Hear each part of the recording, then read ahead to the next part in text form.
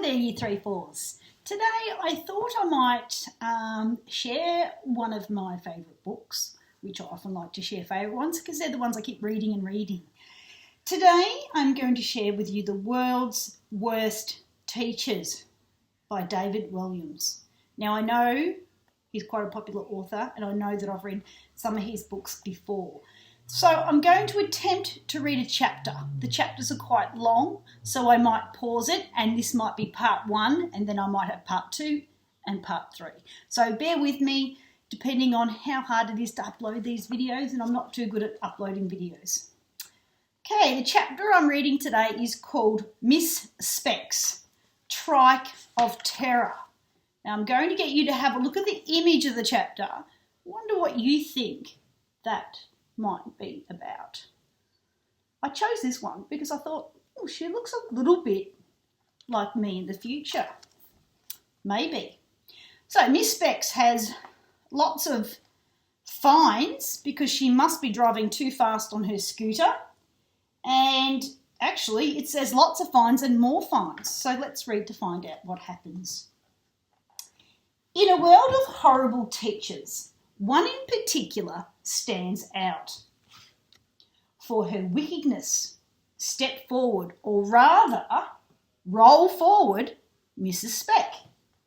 The lady may have been elderly, but she had lost none of her power to instill fear into the hearts of all her pupils at Spoddington School.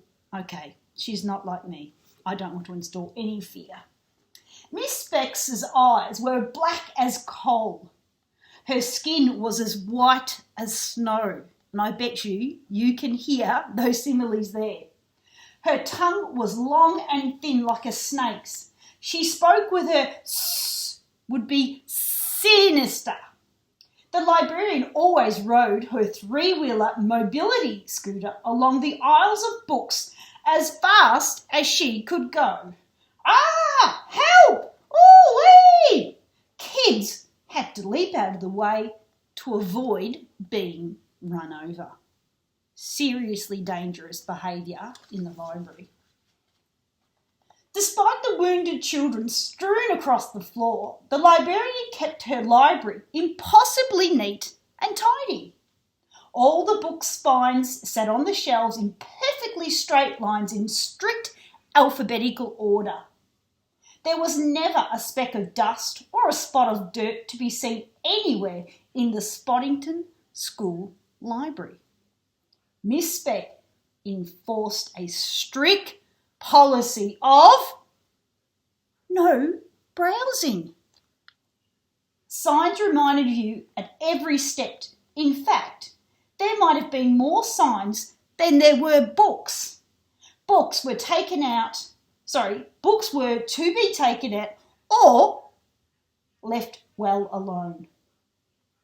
When they were returned, the librarian would pull her magnifying glass out of her drawer and thoroughly inspect every single book for damage.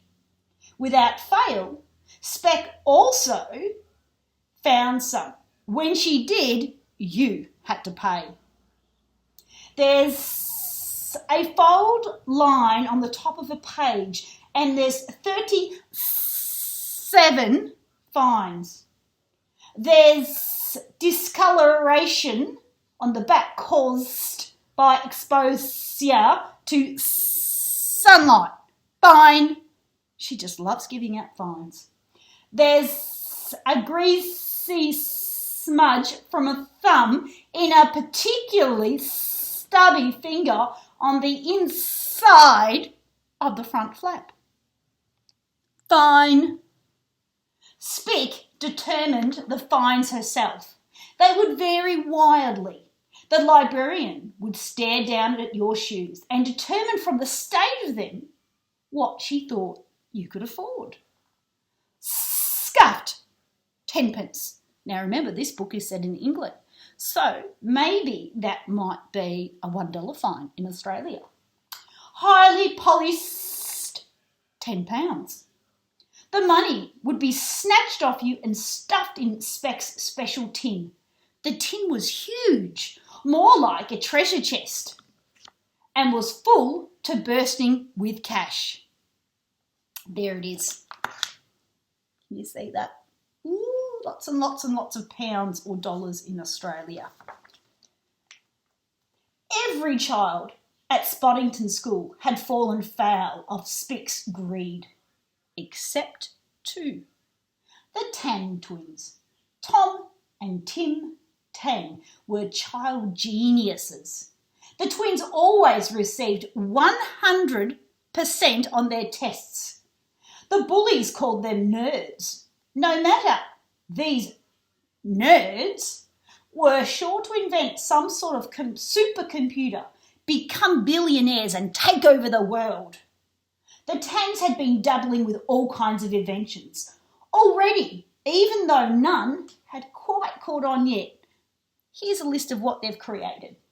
An internet cafe for cats, a flying shed, invisible hairdryers, self-boiling eggs, exploding cricket balls, night vision goggles for bats, electric flip-flops that walk themselves, so thongs, nuclear-powered umbrellas, inflatable socks, and oh my goodness, hair-free dogs. I hope you're enjoying the chapter so far. I'm going to have to pause there. That's the end of part 1. See you next time.